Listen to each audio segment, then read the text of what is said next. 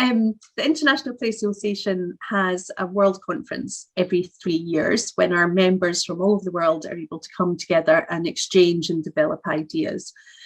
So in 2014, our conference was in Istanbul. And when we were there for the planning of that conference, it was very visible that there were large numbers of refugees on the streets of Istanbul that we could see around. While we were going to planning meetings, we could see that people had to move. There were so many displaced people because of the conflict at the time in Syria. And it really made us think, if we're coming together as a play association of members, what can we do as members? What can we draw on?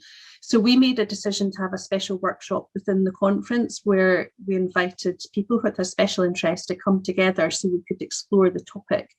And I think that was a really strong turning point for us, because it was the point where people who were working in play on the ground, who had already had experience of working with children in lots of very different difficult situations, were able to come together and talk about it and have a forum, and to really commit to thinking about what it is that we could do on a practical level.